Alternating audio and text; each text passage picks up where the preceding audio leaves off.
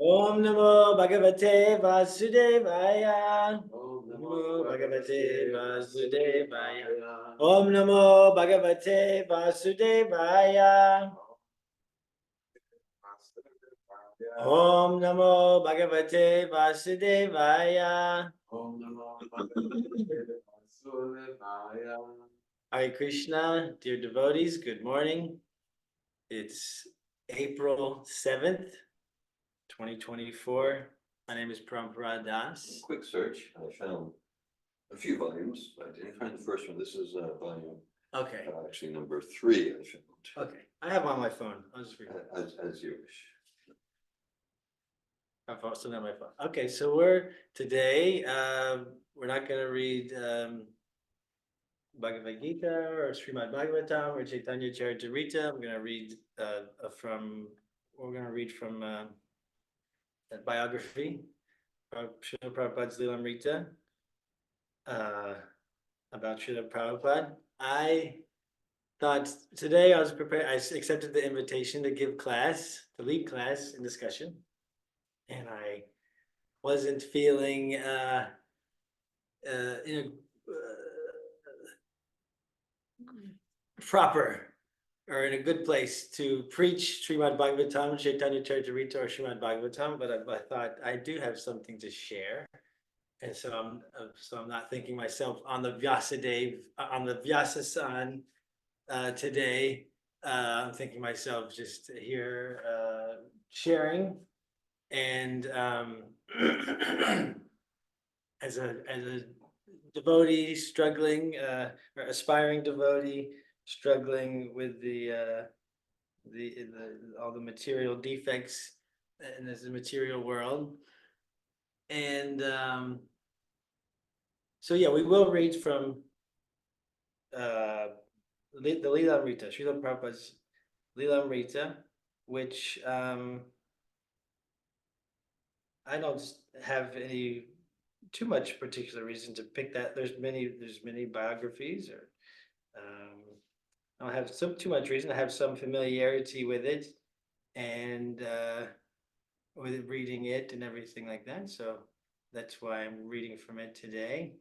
And if you do have it, the first volume, and it's like the second chapter, kind of midway through, we'll pick up if anybody wants to follow along. You don't need to. We'll read about it.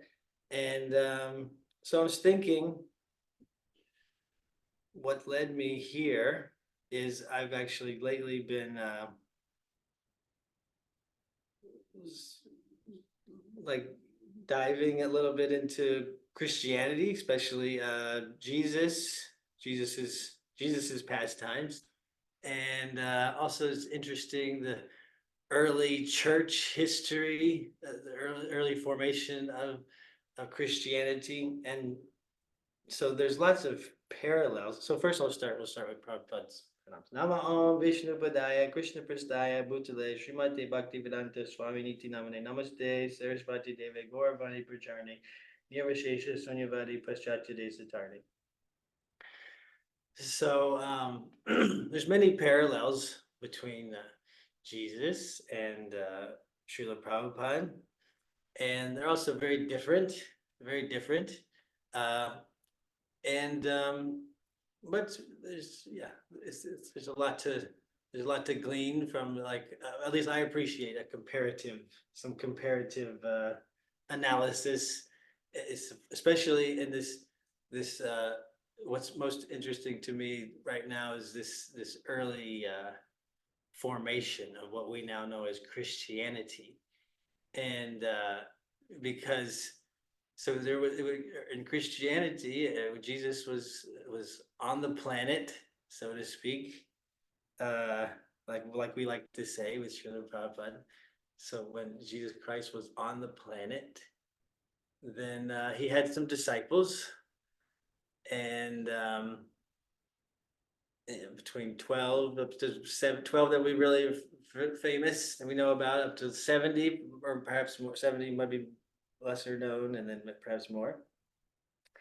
And then what we currently, thousands of years later, at least 2,000 years later. What we now know as Christianity, and people who practice Christianity, was very widely influenced and affected, and some would say changed or altered, and people would say altered to be more of what it is supposed to be, and some people would say altered to be far further away from what it's supposed to be or what was meant to be. But um, it was very is very much affected uh, by people that had no personal personalities, and people and saints, whoever we want to call them, that had no personal association with Jesus Christ, even starting with Peter, who or Paul, sorry, starting with Paul, who who had no personal contact or association with Jesus Christ. Whenever Jesus Christ was on the planet, he had association with Jesus Christ as he reappeared after his crucifixion. At least that's how we're given. So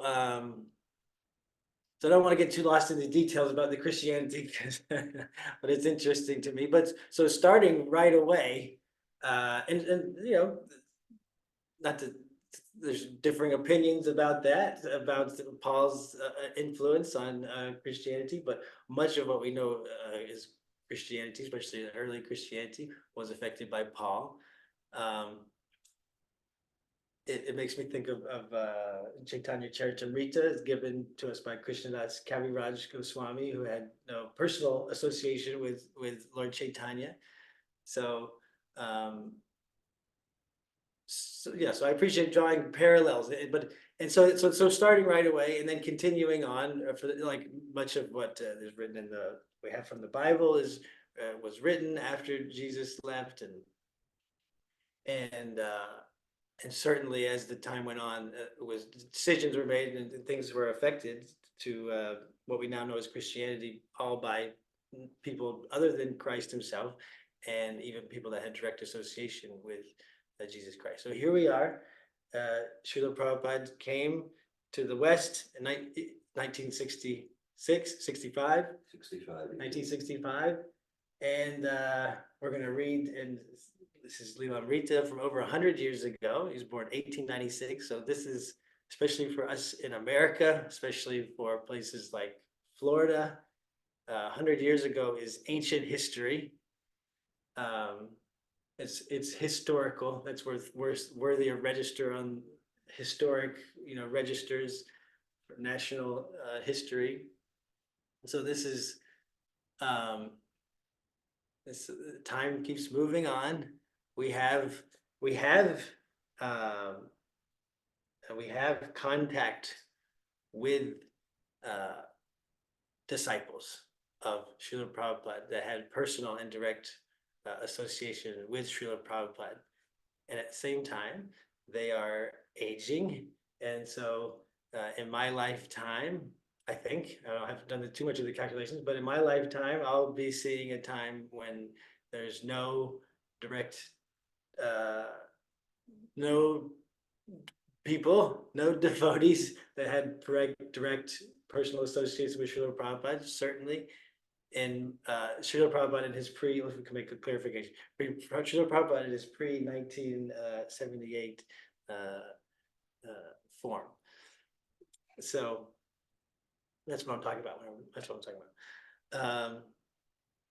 So it's certainly in my children's lifetime, they'll be they'll be having experience of Srila Prabhupada's movement, or what is known as Srila Prabhupada's movement, Krishna consciousness, Hare Krishna movement, whatever we want to call it. They'll have an experience of that without any one who's had direct association with Srila Prabhupada while the time when he was on the planet pre-78.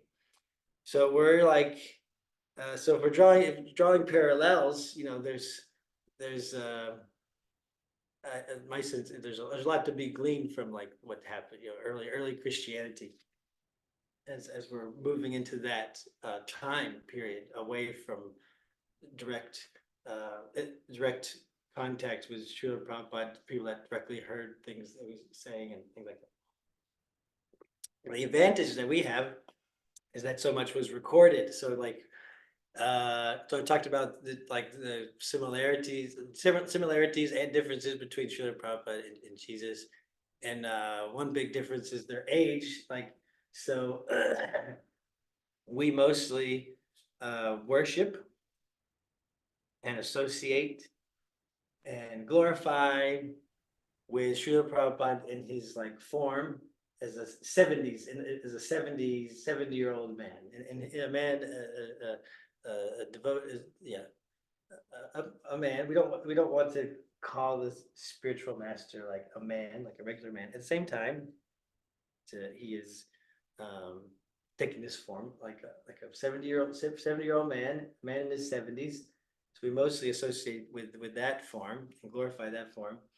And whereas Jesus was a young man, really, very young for a preacher, especially in the, you know, for the attention that he was getting in his 30s. So relatively short preaching career, and and then we don't have too much of or very little information about his the time period before that, his upbringing and what he was doing in his 20s and early before his preaching career.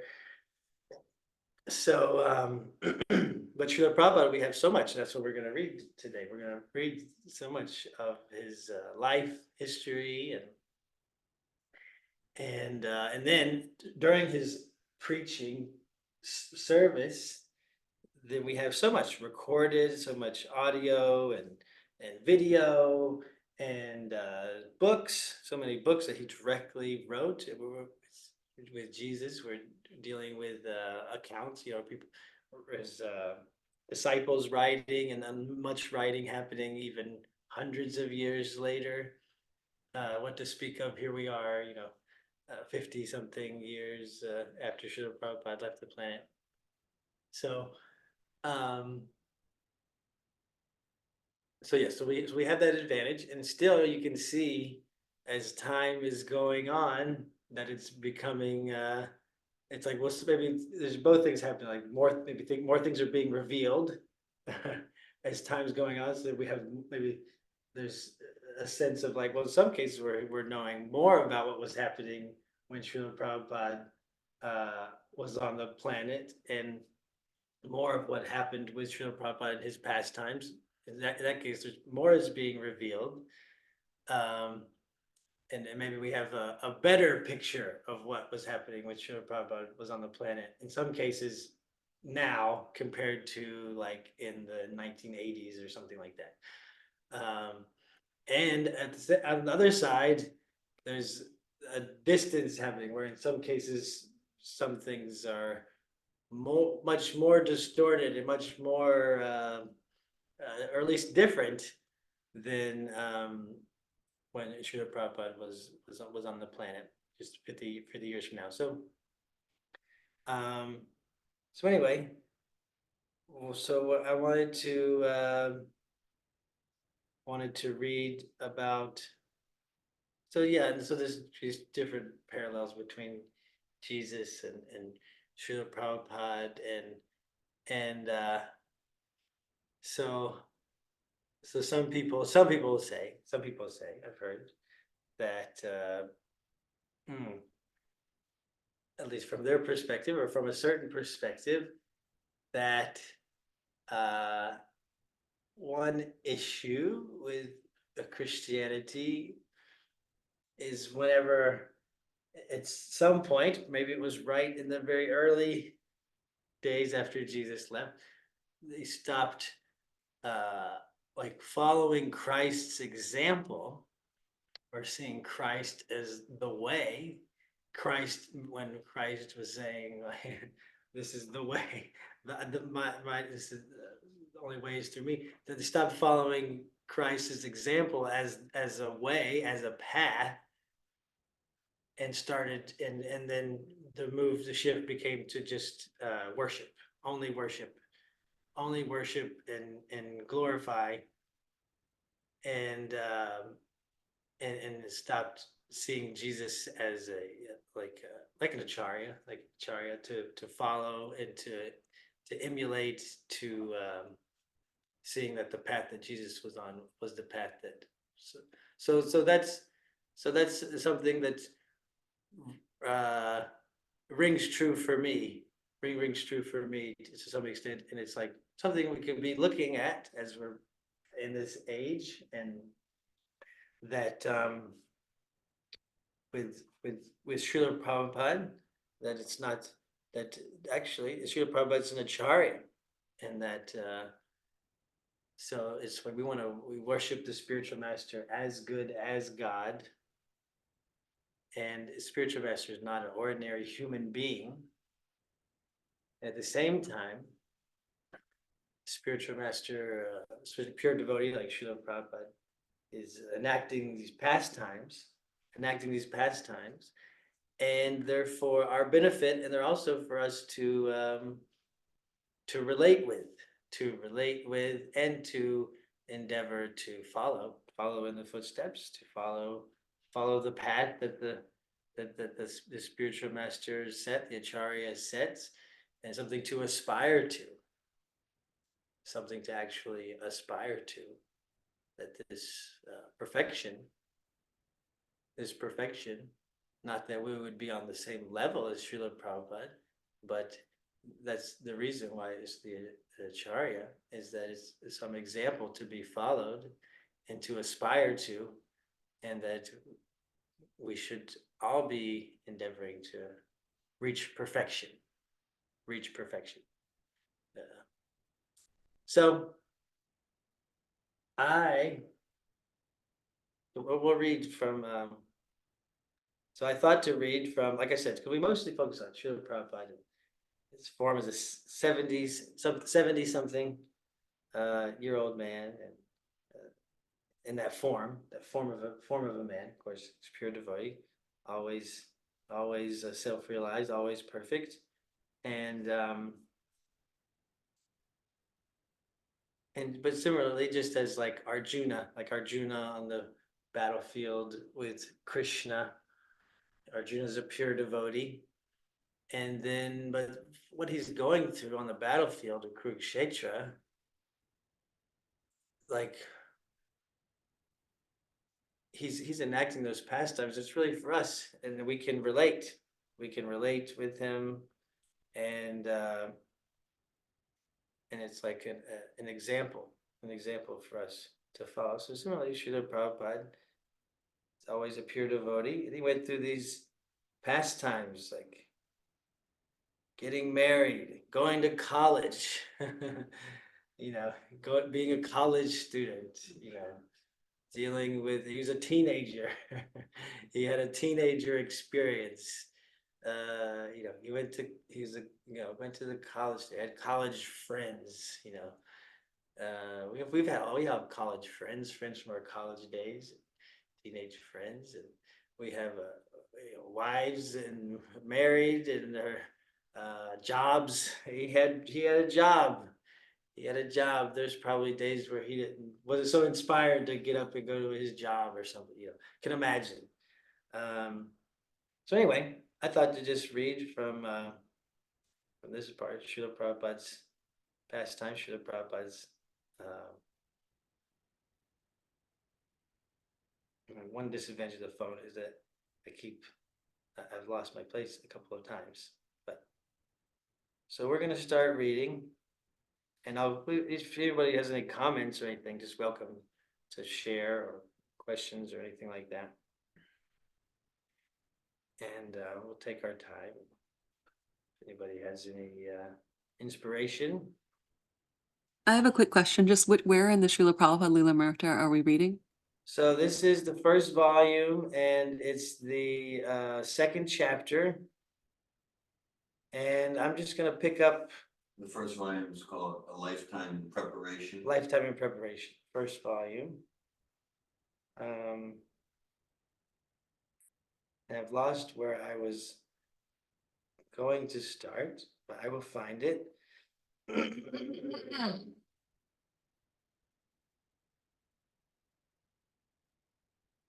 Okay.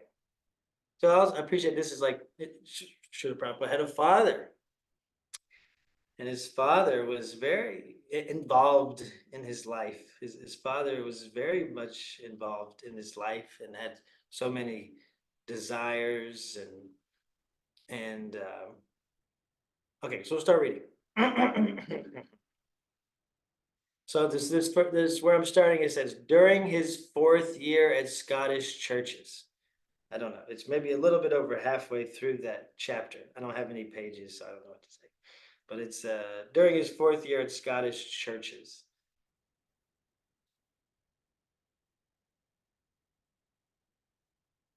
Oh, actually, the paragraph before that, it says, although Abai was a 3rd-year college student with no income, it was not uncommon for a student to marry. So this is Abai, Srila Prabhupada's name, the Abai, the AC, Abai Charan. That's the AC and AC Bhaktivedanta Swami Prabhupada. Of course, it was whenever he took formal initiation, it was Abai Charan Aravindam, but it was Abai Charan Day. So there's already moving in that direction. So Abai, although Abai was a 3rd-year college student with no income, it was not uncommon for a student to marry, and he would have no immediate financial responsibilities. So this was so I don't want to get sidetracked too much in this, but is Vedic custom to that the girl would get married very young, and but to start. Just in case this is helpful for you, this is Vilamrita as it is. It's basically Prabhupada's comments on the different phases of his life directly from Prabhupada, just in case you want to go there. Like page 5, page 11, you got his childhood, you got his college days. Okay, would you recommend this instead of, It's your presentation. Okay. It's Prabhupada's life in Prabhupada's words, if that's where you want to go. okay, would you, do you recommend we go there? Is that what you, Um, I'm fine to go there. When you asked me to get a Lilamrita, I looked through the volume 1, so then just now I thought of that one, so. okay, So if you want to read from Prabhupada. okay. All right, seems loaded, seems a little bit of a loaded suggestion, but so I was gonna continue reading here, but unless you want me, I'm fine to go there if you It's prefer. an option. Okay, all right. Okay, so, Srila Prabhupada, so, okay, so the girl get married very young, and then, but she would stay with her family. She would stay with her father, her family, and so they would live separately to beginning. But it was idea just she's committed. She's already committed to a man, and so that there's commitment there, and it's like a protective measure. I don't want to get too much sidetracked into that whole principle, whatever. But so that's the situation. Is that so? Bai is married at this time in his 3rd-year college student with no income. So it's like it's kind of nice. It's kind of a nice system to get married. Everything's set up, but then not like needing to take the burden of a family, at that time. So, and at the same time, Abai didn't appreciate his father's choice of a wife. He had thought of marrying another girl, but in deference to his father, he put aside his reluctance. For the time being, he was living with his family and she with hers, so his marital responsibilities of supporting a family would not be immediate. First, he had to finish college. So, okay. During his 4th year at Scottish churches, Abai began to feel reluctant about accepting his degree. As a sympathizer to the nationalist cause, he preferred national schools and self-government over the British institutions.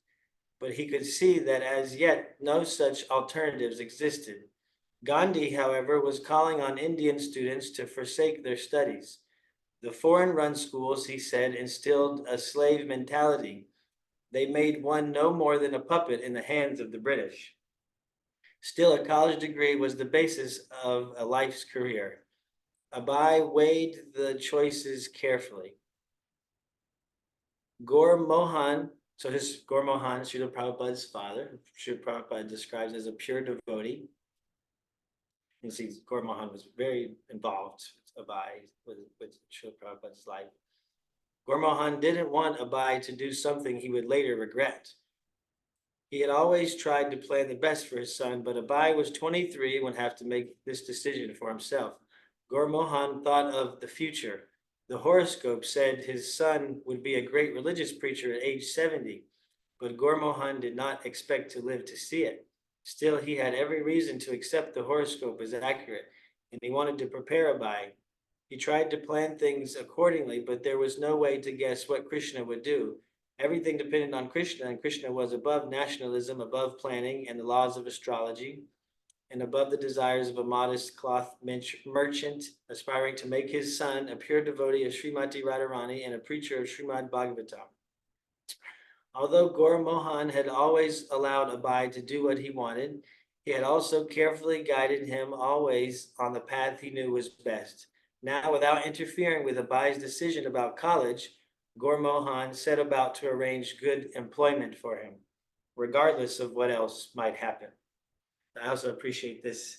It's like, relating with Srila Prabhupada, his pastimes, also relating with Gaur Mohan and then in Srila Prabhupada's pastimes as a concerned father and wanting the best for his child. Not that we will have children like Srila Prabhupada. At the same time, I think most of us, we want our children to be, to be as happy as possible and progress in spiritual life.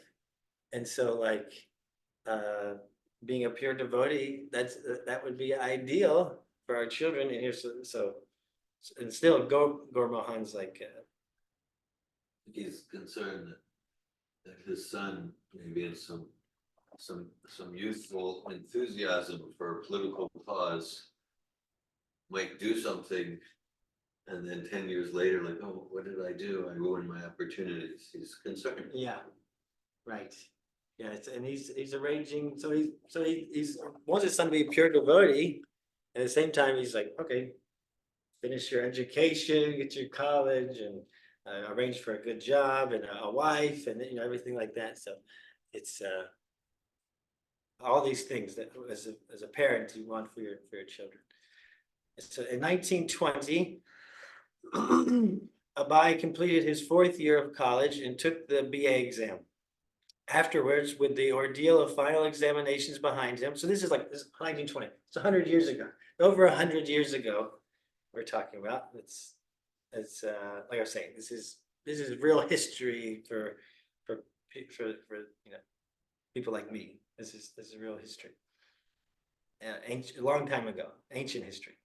In 1920, Abai completed his fourth year of college and took the BA exam. Afterwards, with the ordeal of final examinations behind him, he took a short vacation.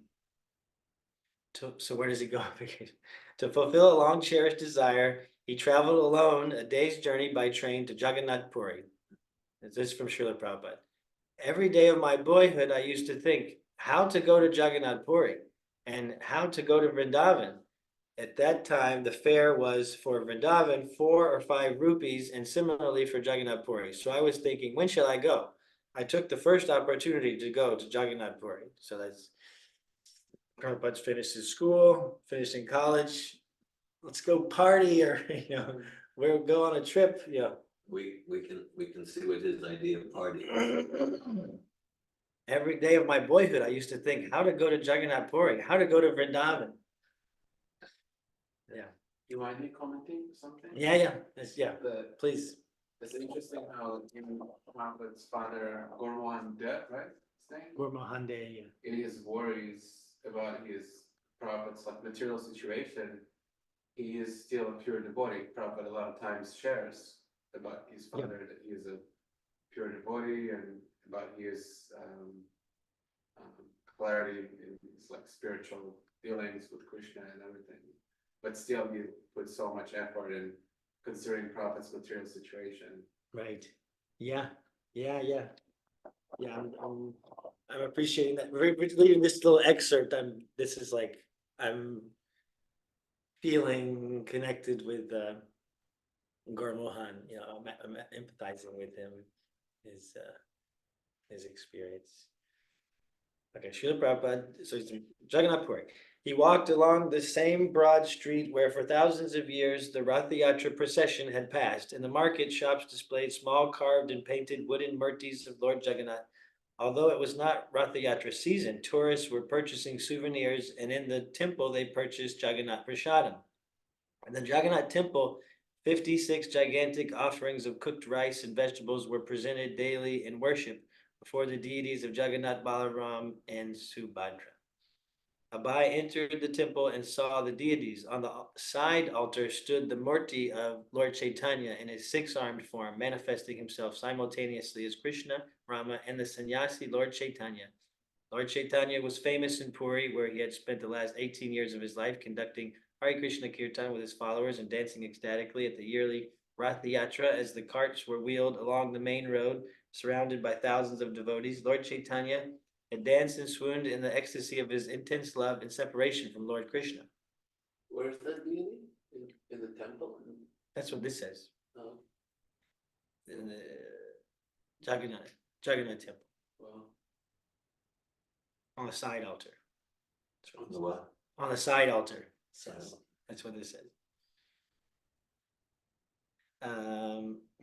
Passing over the parade route, Abai recalled his own childhood pastimes, singing and dancing in the street, the miniature cart, the procession, Jagannath smiling, his father and mother, Radha Govinda.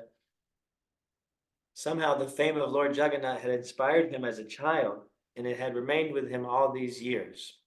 So this, yes, Srila Prabhupada arranged his own Rath Yatra as a child, and his father gave him deities to worship, but then he have his own Rath Yatra through the streets in his where he grew up. So Lord Jagannath had inspired him as a child, and it had remained with him all these years. When shall I go to Jagannath Puri? His childhood dreaming of Puri and Vrindavan, and his compulsively studying the train tables, scheming since the age of 5 to travel here, were based on more than just a desire to tour Puri's marketplace, and he was not satisfied by once seeing the deity in the noisy, crowded temple. He had been impelled to come to Puri as a pilgrim, and his motive was his devotion to Krishna. Now nationalism was strongly influencing his life, and he had recently married and was facing the decisions of graduation and career. So this again, like Srila Prabhupada, Abai, marriage, graduation, career, can all relate to these sorts of things. Yet here he was, hardly more than a boy, walking alone in Puri, where Lord Chaitanya had lived and where Lord Krishna's Jagannath still resided. Abai relished his break from the pressure of duties in Calcutta. He didn't know how the love he felt for Krishna and Krishna's pilgrimage place would fit into his life. He knew that Krishna was more important than anything else. He was God, the supreme controller, and everyone's inner guide, but there was so much token, superficial service to God. Even the nationalist speakers, although they carried the Gita on their person, were more intent on nationalism than on Krishna. Only those who were sincere devotees knew the importance and attraction of Krishna, people like his father. So his father was like you said, you said that like his father's worried he's going to get caught up in this nationalism and get distracted from his, not only from maybe his studies or his, this and that, but from his spiritual life. And so, and Prabhupada, in this pastime was affected by this like political nationalism movement. So, and we can all relate to that, getting caught up in whatever other isms or movement that is happening, especially being young. And an odd incident occurred at Puri. Gaur Mohan had given Abai a letter of introduction to an acquaintance who lived in Jagannath Puri. Abai went to see him and was well received. When the man was offering him lunch, however, Abai noticed a small lump within one of the cooking pots. He questioned his host, who replied, "Oh, it is meat." Abai was unable to restrain his shock. "No, what is this? I have never taken meat." Abai looked at his host in astonishment. "I never expected this at Jagannath Puri." Ashamed, his host said, "I did not know. I thought this was the best." Abai pacified the man, but he put his food aside and took no more meals there. After that, Abai ate only the Jagannath Prasadam from the temple. Abai stayed in Puri for 3 or 4 days, wandering around the holy places and visiting the famous Puri seaside with its sparkling beach and strongly pounding surf. Several times, he recognized some of the priests from the Jagannath temple as they smoked cigarettes, and he heard of other unsavory activities of the sadhus connected with the temple. What kind of sadhus were these who ate fish with their Jagannath prasadam and smoked? In this respect, he found Jagannath Puri disappointing. When Abai returned home, he found his young wife crying. Then he heard how her friends had told her, "Your husband is not coming back." He told her not to worry. There was no truth in the story. He had only gone for a few days and was now back. Although his marriage had only recently begun, Abai was dissatisfied. Radharani Datta was an attractive young girl, but Abai had never really liked her. He was thinking about a different wife. Maybe a different wife would be better, a second wife besides this one. In India, it was socially acceptable to marry a second wife. Again, that's a whole side point we could get distracted in, but yeah, Vedic, down to India, to have a second wife. Okay, so Abai decided to take the matter into his own hands. He made arrangements to approach the parents of another girl. But when his father heard about it, he called Abai and said, "My dear boy, you are eager to take a second wife, but I would advise you not to. It is Krishna's grace that your present wife is not to your liking. Take it as a great fortune. If you do not become too attached to your wife and family, that will help you in your future advancement in spiritual life." Abai accepted his father's advice. He wanted to obey his father, and he appreciated the saintly viewpoint. But he remained thoughtful, a bit awed by his father's forethought, and he wondered how one day in the future he would be advancing in spiritual life and be grateful that his father had done this. Your future advancement in spiritual life. Abai liked the idea. He reconciled himself to the wife he had been given. So this is, we go into lots of different topics there, but marital dissatisfaction. I think that's the essence. Marital dissatisfaction, and relationship dissatisfaction. Uh, dissatisfaction with your most intimate, close relationships. If you're not married, you have some relationship dissatisfaction with those that are close to you, family, whatever, like that. So, so that's kind of, so Prabhupada was experiencing that. And I appreciate this in the terms of marriage. Of course, here's his father again, his protective father, who's like very involved with his life. And in a way, you see Prabhupada respecting his father very much. That's also that's an important ingredient that Abai's father was qualified to the extent that Prabhupada is really respecting him and appreciating his involvement in his life. And so so Prabhupada is so okay, so maybe in our custom, it wouldn't be like, okay, I'll go get a second wife. It's like, oh, I'll get divorced and I'll find another wife. I mean, same thing. I mean, maybe a lot of people go get a second wife anyway, but they just, they don't do it formally. It's called cheating and adultery and whatever. So this is actually a higher form, much higher form of that, to actually, legally, officially formally get a second wife. So, so yeah, so that's the mentality is just, well, I'm not, I'm not satisfied. I'll get a new wife. I'll get a new partner. I'll get a new relationship. And yeah, it's his father's protective guidance. And then I appreciate this, that like, this wording, of course, is not, this is not Prabhupada in his own words. Maybe another time, then next time I'll read from this, next time I'll read from this, next time I give class. I'll read from Prabhupada. So I'm not, but I appreciate this wording that, this is not Prabhupada's words, but devotee that wrote this is his words. He reconciled himself to the wife he had been given. So like, that's like the mood, like, this is arranged, this arranged marriage, but this has been arranged, and it's like, and in this case, it's like arranged by a pure devotee, very protective father who wants the best for his son spiritually and in every way of life, and he's arranged this, so it's like, this is the wife I have, this is the wife I've been given, and so I'm going to accept that.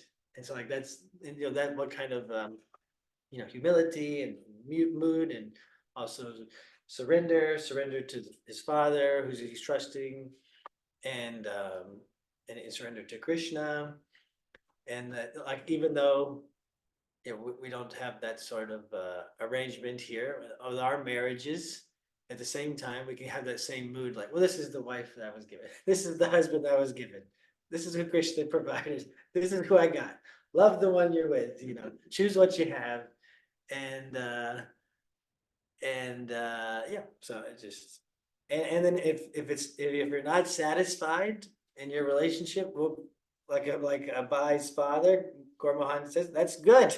Take it as a great fortune that you don't like, you're not like what's happening, I would advise you not to. It is Krishna's grace that your present wife is not to your liking. So you can translate that to whatever. It's Krishna's grace that your your partner, your relationships are not to your liking.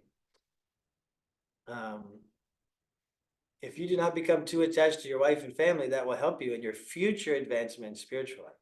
So Abai accepted his father's advice, appreciated the saintly viewpoint, and he reconciled himself to the wife he had been given. Okay, continuing on. I have a comment. Yes.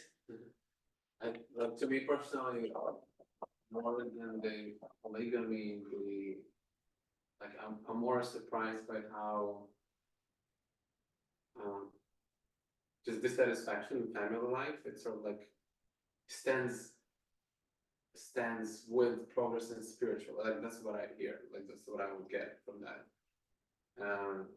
Especially if I would be like completely new to like, Oh yeah. like if I would hear, let's say in a random, I don't know, event about Yeah. how being dissatisfied in family life, that's great. That's normal. That's the example. Yeah. That would be like a red flag for me in spirituality. Because I mean, why would spirituality stand against being satisfied in spiritual life, right? Right. Yeah, just it's a weird like equation. I mean, to me, Yeah. it seemed like an equation. Like, no, Yeah. that's the purpose. Like, be dissatisfied. Yeah. Better be dissatisfied now, or Krishna will make you later dissatisfied. Yeah. It's kind of like a even like sort of like a victim sort of mentality, right? Like this could turn someone off towards the path of Krishna consciousness, the way it's presented. Yeah, or I also think how collectively it sort of structures the view of the Krishna conscious society in terms of family, right? Like, yeah, family life, it doesn't matter. This wife, another wife, like, we're all gonna die and go to Krishna. Like, I'm gonna choose. I'm not gonna choose. Gonna choose. Like so many. I mean, I met so many brahmacharis that don't decide to get married because, well, I'm not supposed to be satisfied there anyway. So why should I even marry him? Work hard for what? I'll just be a monk my whole life. It's useless anyways. And then their whole life is thing in the like the social media term is like black pill, I don't know if you heard about this, like the red pill, blue pill, Mm. the black pill, nothing. Nothing. I'm frustrated with my life. I'm frustrated from women and from anything to do with relationships. I'll just be alone, and I don't know. Usually people will go and try to make money or something like that. Yeah. So yeah, it's kind of like a weird equation. And Right. why can't I go together? Yeah. Like there are other religions that, like theirs, family life is actually something that is worshipped, that is Yeah. looked as glorified as the highest sanctity before God would be like the marriage union, the family union. Right. So Thank you. Thank you for sharing. preserving the family values. Right. Yeah. Well, but yeah, then it was just in this point, and we don't need to go, I mean, this is the common theme, we hear lots about family life, hellish family life, so it's not just from this, excerpt or anything like that. But this is a common, Yeah. it's a common topic or whatever, principle, and, it was like, yeah, family life and. Yeah, I guess.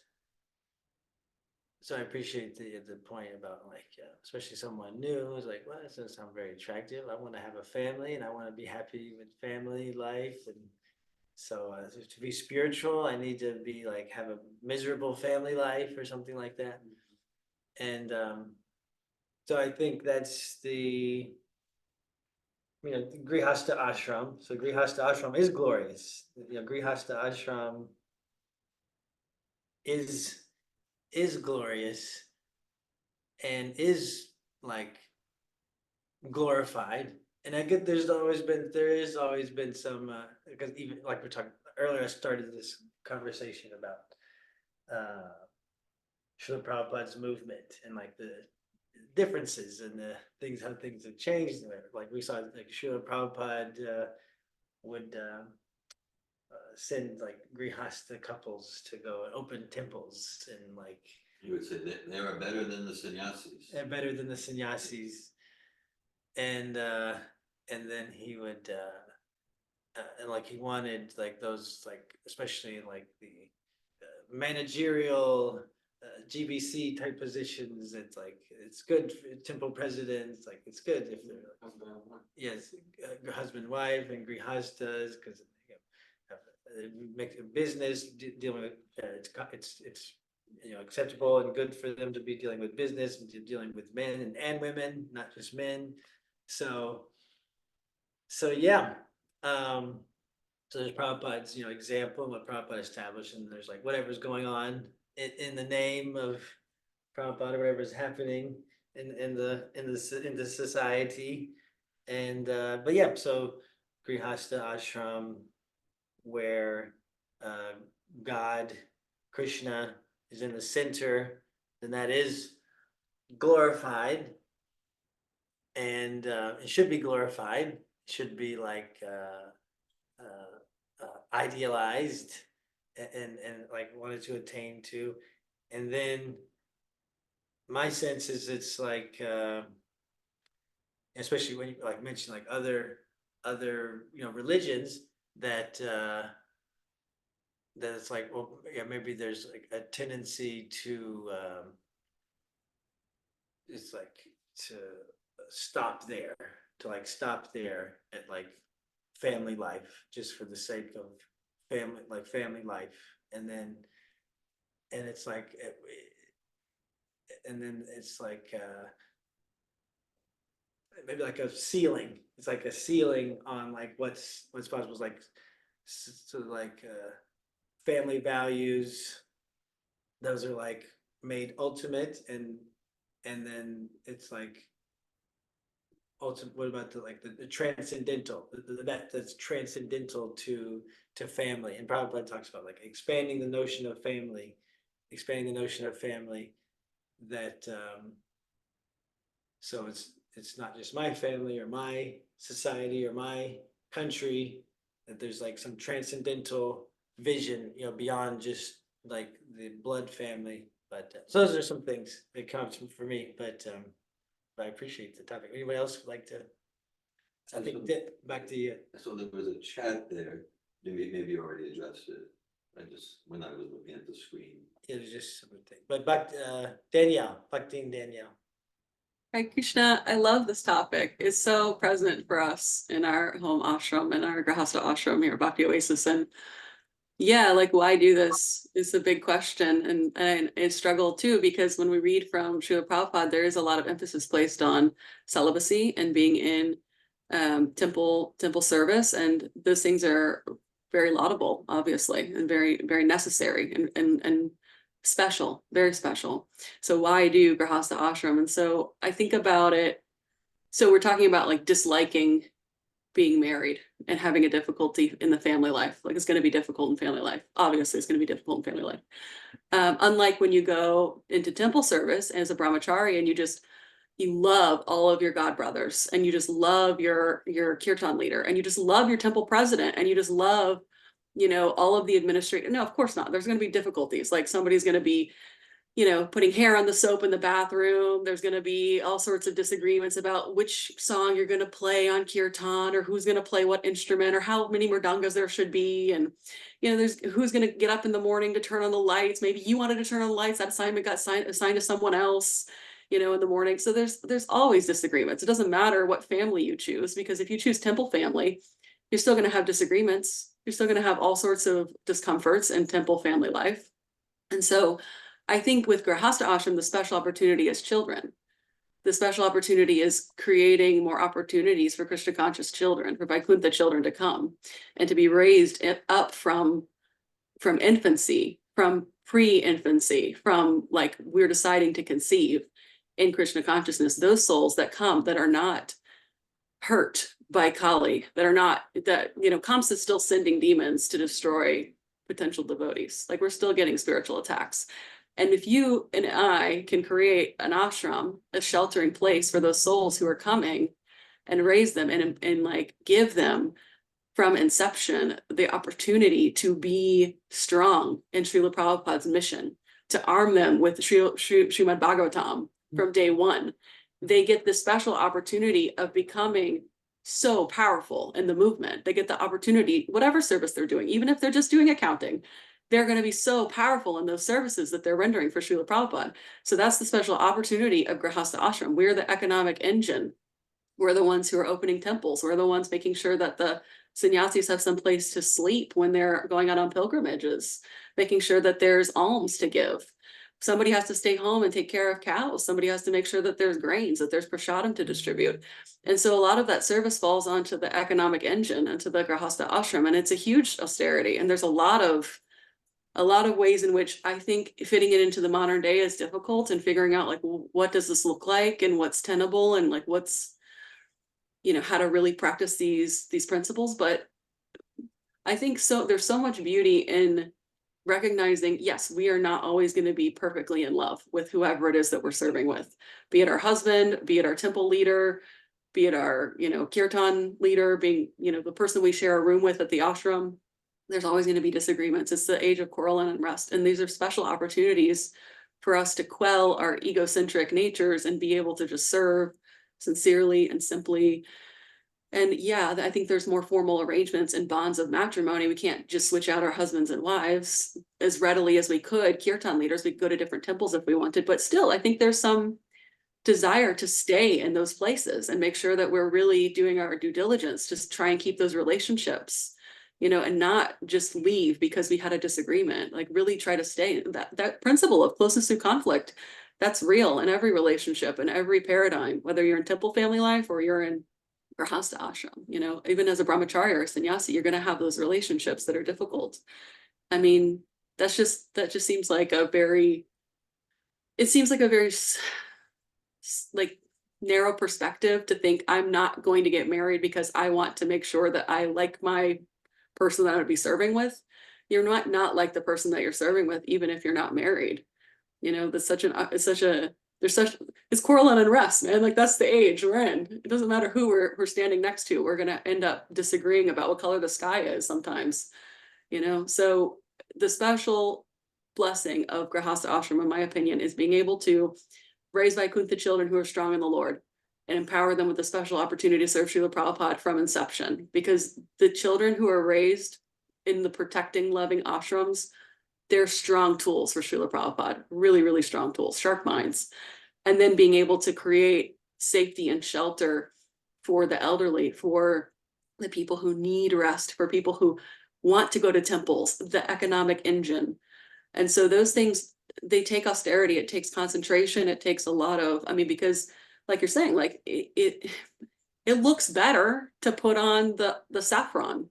It does, it looks better. And it probably in some regard, you know, I do think there are people who estimate it as higher service. But really, in the eyes of the Lord, what I read from Srila Prabhupada is everyone, as long as they're in the correct constitutional position, that's the highest service. And when we are outside of that, trying to look good or have some kind of like experience, that's the trap. And so it's really, I think, more for me, from my understanding of Srila Prabhupada, determining what our correct constitutional position is and then getting situated in that place and then serving as best we can without attachment to sense gratification and ego aggrandizement. Hare Krishna. Hare Krishna. Thank you for sharing as a comment in Dear Govinda Prabhu.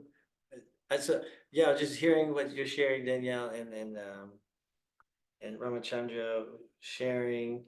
I'm thinking of it's like ideally we have a balanced, we present like a balanced view of marriage, and it's like the good the good and all in balance, and that so perhaps sometimes in uh, the society or Krishna consciousness society or Srila Prabhupada's movement, it seems that it can be presented perhaps out of balance, or at least some people may receive a message that feels out of balance of like uh, family life is hell, and too much emphasis on that part, and to the expense of actually damaging or denigrating uh, or negating the value of Grihastha ashram, of the family. It's like the backbone. You said like the engine of society. It's like the backbone of families are the backbone of society. Every society will say that the families are the backbone. Marriage is the backbone of society. So so yeah, perhaps in the Krishna consciousness, it's like been some people could receive the message or send the message in a way that's out of balance, that's like not valuing family life as that like real backbone of society, the glue of society that holds everything together and is necessary ingredient for any sort of spiritual life, for there to be sannyasis or for there to be wandering saints or whatever. So and then the other balance is like, okay, maybe in some other presentations, maybe other religions, whatever, that they could be like, over simplified, glorified of the family unit, which Prabhupada would say like, well, it's not so special because cats and dogs and hogs and you know they all have family life. They take care of their children, and they have loving relationships, whatever. They take care of their children, and they have close family relationships and do things together or whatever. So it's not something necessarily to be glorified just in and of itself, or to be, or so that's like a balanced approach. And then the other thing, I think that's all. Okay, dear Govinda Prabhu. Hare Krishna. Yeah, thank you. Yes, I was just moved when I heard your comments about Team Danielle. I think my view is your comments get to the essence of Gaur Mohan Day's guidance for his son, and it's not about it's Grahastha. It's good if Grahastha ashram is miserable like that. The essence is like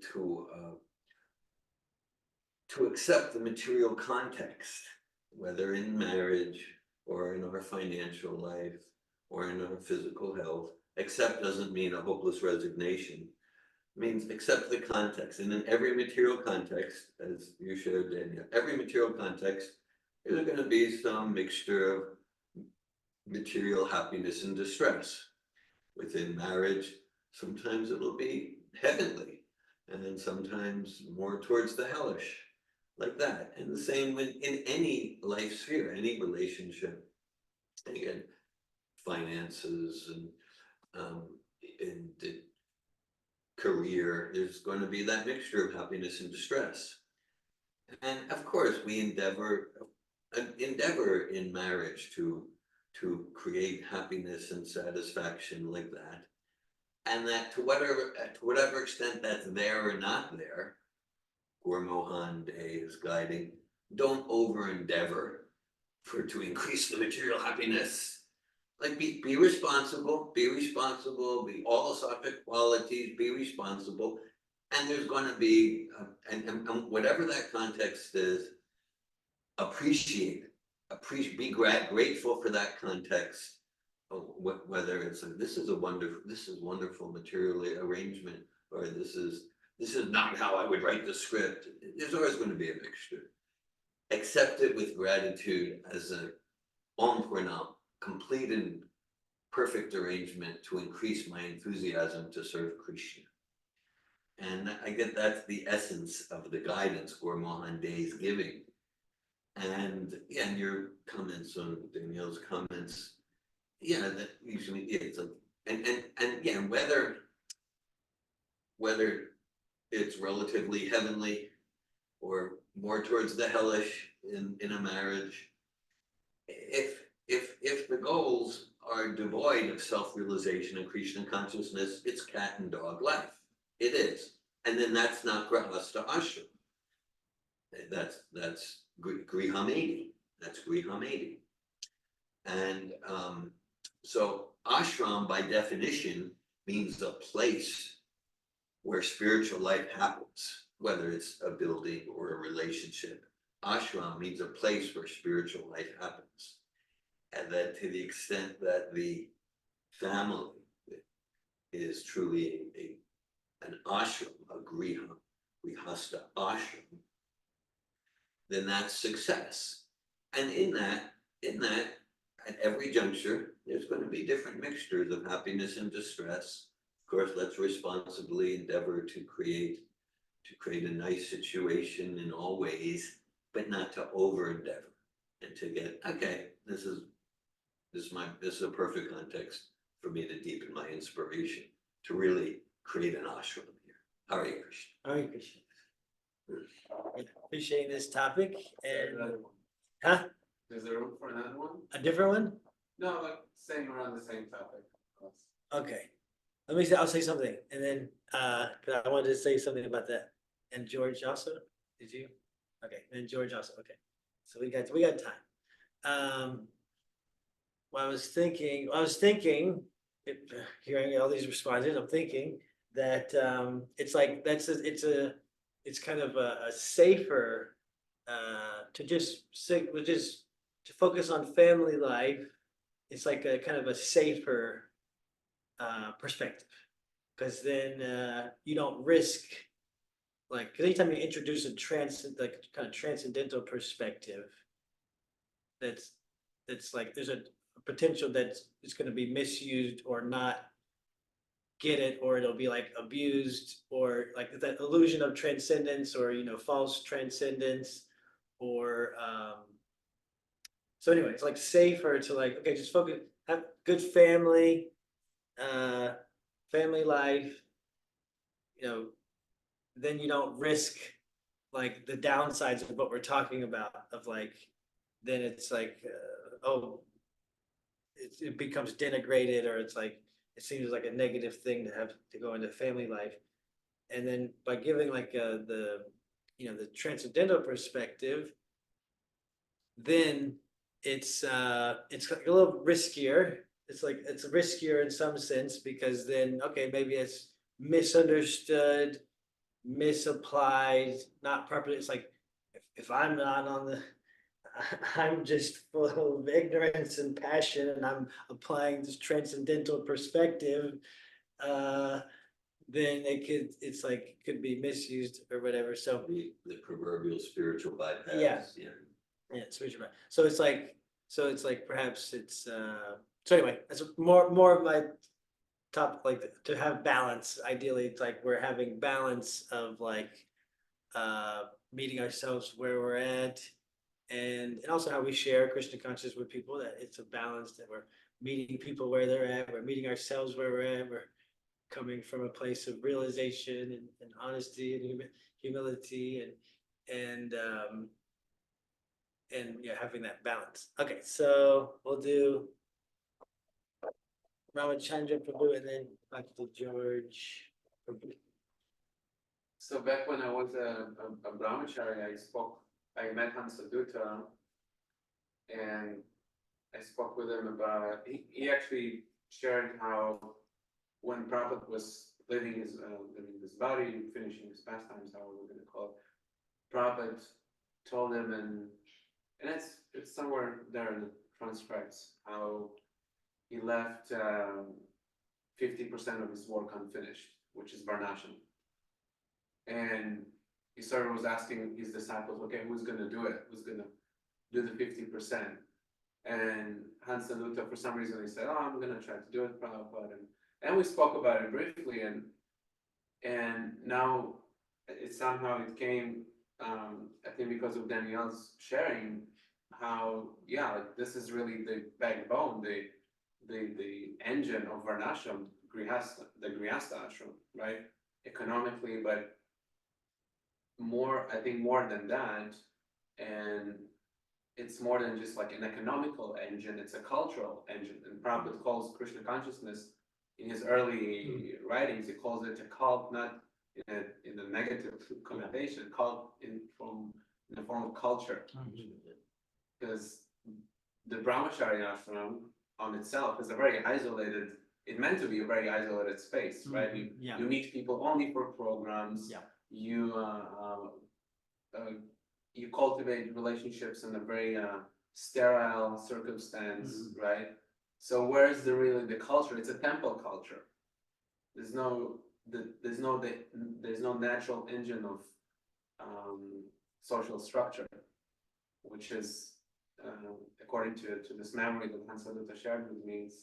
It's still there. It's still there to unfold, and I think Prabhupada left it for all of us to learn how to cultivate the Krishna conscious culture. Yeah. Jai. Yeah, thank you for sharing that. Yeah, I think that. I think that also it lines up a little bit what we were speaking about earlier about Christianity and like it was so much was affected Christianity, and it's not like a bad thing. It's not necessarily a bad thing that like what we know of it as and practice of Christianity is so much different or has been affected by so many people after Jesus left the planet. That yeah, Prabhupada said that's been the history. Is like okay. Bhaktivinoda Thakur did so much, and then there was some unfinished business that like was left for the next for the future for Srila Prabhupada to manifest, and then manifest, and Srila Prabhupada manifested so much, and then there was, like he said, 50% left to not manifested by the time he left, and so it's not necessarily. It's a good debate about what's a good change and what's a bad change, but no doubt things are going to change. Things are going to change, and then so yeah, that's our responsibility. Hopefully, like I said, having a balanced view, and like it's especially this Grihastha ashram. Prabhupada said his endeavor was to create brahmanas. So brahmanas are, I mean, that's a different, that's varnas, about the varnas, but we're talking about varna ashram. So there's a lot of focus on the creating brahmins on the varna system, and then in the ashram system there was a lot of I mean he did emphasize the value of grihastha, but at the same time it was more emphasis at the time on temples, temple culture, but he envisioned that it would be like more like a church setting, that there's a larger community outside of the temple, and that while his manifest past times on the planet, that did happen, but not as much as it's happening now. And it's where there's more broader congregations living outside of temples. So that is a place where it's our responsibility to, we can't just, we can't just take what was happening with Prabhupada on the planet and just insert it here exactly. We need to apply our intelligence, and Prabhupada wants that. Like you said, it's up to you, to the 50%, to use the principles and guidance of Srila Prabhupada. But it's, up to us to implement those things. Back to George Prabhu. Hare Krishna, good morning. Thank you so much for appreciating all the sharing.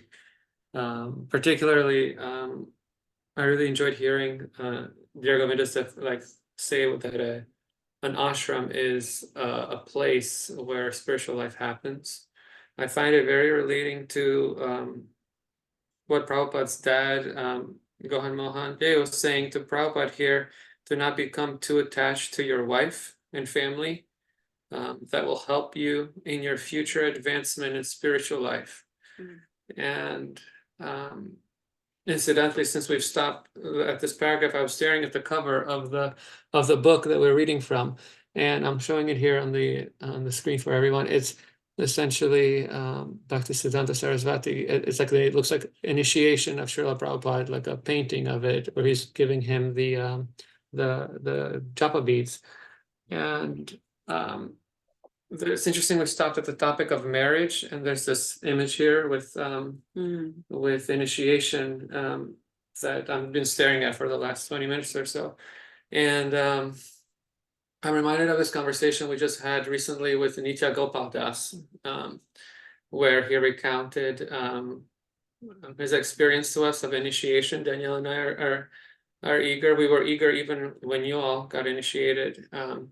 But even like this morning chanting, we're setting a date, we're setting a date this year, that's it. And Nitya Gopal was I know we were like, we need to ring Dear Govinda. But Nitya Gopal was sharing to us his experience of initiation. And if you're watching this later, Nitya Gopal, I hope I'm represented this correctly, but it mentioned the idea of marriage, this principle of marriage to certain principles. Yes. To a certain set of principles. We talk about the regulative principles, we talk about chanting our rounds, and I'm appreciating that idea of a marriage as principles that will help, like Dear Govinda was saying, help each other make progress toward developing, Krishna consciousness, love of God. And it's a very interesting idea, because most people are like, oh, I have this sex desire, whatever, let me go into Grihastha ashram, and the idea is no illicit sex. Don't be too much attached to your wife or whoever in your bodily relationships. And I'm finding this idea of initiation and this topic of marriage that we just kind of are staying on this morning, because we got married, Danielle and I got married to please Srila Prabhupada. We had Sarasvati and we wanted to do it. We never had a formal wedding ceremony, and so we were debating even in 2020 maybe having that be part of the initiation kind of discussion. And this idea, since I've spoken with Nitya Gopal Das, and it's something I've been carrying in my heart and thinking about, this idea of true marriage, true ashram, place that helps one move towards spiritual life, of being this marriage during this initiation, where we are marrying to a certain set of principles and being accountability partners for each other towards reaching, following, like you're saying, following the path of the Acharya, and having that be the actual ceremony, rather than that's very, very powerful kind of thing to me, because even when I think about Sarasvati, I'm fully in agreement with you. It's like there's so much responsibility there to Prabhupada and to Krishna to raise her. And what a hypocrite would I be if I'm telling Saraswati, um, you know, here's what Srila Prabhupada recommends, here's what this absolute perfect knowledge is coming to us. These are the principles we're to abide by. At the same time, I'm chasing Danielle, like Prabhupada says, like the ass or donkey or whatever, getting kicked, you know, Mhm, like mhm. living life from that consciousness. Like, what a hypocrite would I be for my daughter, Mhm. you know, if my intention in this marriage, you know, is not to please Srila Prabhupada, to please Krishna, and to really let these regulative principles and through this formal initiation and also just initiation in my heart, but really to be in my integrity. Like what a better example would I be for my daughter, if I am someone who truly, like, if I marry these principles, in this moment of initiation. So just wanted to shout out Nita Gopal Das for that conversation about marriage as an initiation with a and appreciating everyone's discussion. Yeah, Hare Krishna. Yeah, thank you, Dr. George Prabhu, for sharing, and yeah, I appreciate, of course, there's lots of parallels and correlations between marriage and initiation, and I appreciate this particular fine point of, you know, initiation as a marriage to principles, as a marriage to marrying principles, marrying the regular principles. Yeah, I appreciate that. And then also the mentioning the distinctions between the essence and the form, like the essence of initiation, in the essence of marriage versus like the form of marriage. I experience you too as you know, living ideal grihasta life and ideal married devotees, uh, and followers of Srila Prabhupada, and at the same time you're haven't had the formal marriage and the formal you know, initiation ceremony, but you're like fully embodying the essence. That's how I experience you, and so yeah, yeah, and I'm a proponent of the form also. I'm a proponent of the form, so I encourage. I'm happy to hear about your intentions for the taking the form of initiation in the form of marriage, and Hare Krishna. So yeah, you mentioned the cover of the book, and it's Prabhupada and Bhakti Siddhanta, meeting Bhakti Siddhanta. That's actually where we read, yeah, further. Let's see. Uh, Anyway, that's what. Yeah, there's some more things. I'm pleased with what we got into the topics, and hearing about Srila Prabhupada's manifest pastimes over 100 years ago. Any other? Yes, One more you're comment. Govinda Prabhu. Hare Krishna. One thing is, it's clear from our Parampara, there's no better or worse in terms of external ashram. Like if we look at our acharya, yesterday we talked about Srila Madhvacharya, and Madhvacharya took sannyas at 12 years old or something like that. Okay, we have Srila Bhakti Siddhanta, never had any intimate connection with women. Oh, so that's the standard. No. And his biological father, who's his grand spiritual master, Srila Bhaktivinoda Thakur, had 13 children, was very involved with jobs and serving the British government, and he's a pure devotee acharya. So our parampara illustrates that in terms of varna and ashram, pure devotion is not conditional on any particular external form. And just one, this is from the conversations from Srila Prabhupada. There's one that there's a morning walk. Just thought to share this. A morning walk, and I'm going to paraphrase. I don't have it exactly. And so, so there's different discussions around these sorts of topics, and Prabhupada's like followed by a lot of the sannyasis and like that.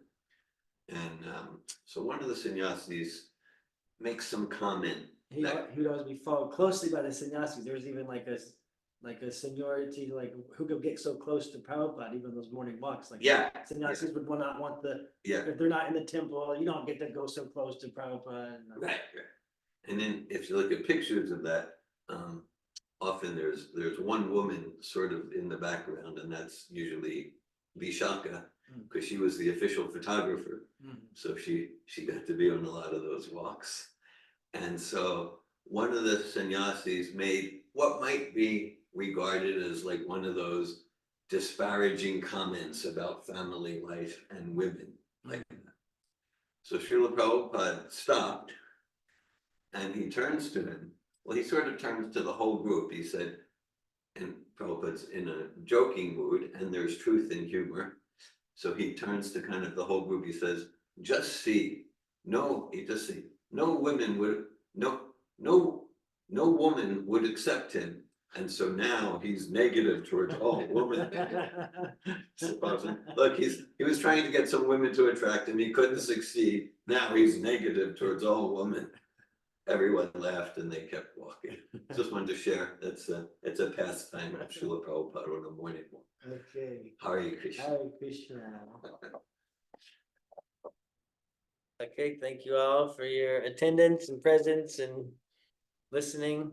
And I'll just say, Srila Prabhupada ki Jai. jai. Hare Krishna. Thank you. Hare Krishna.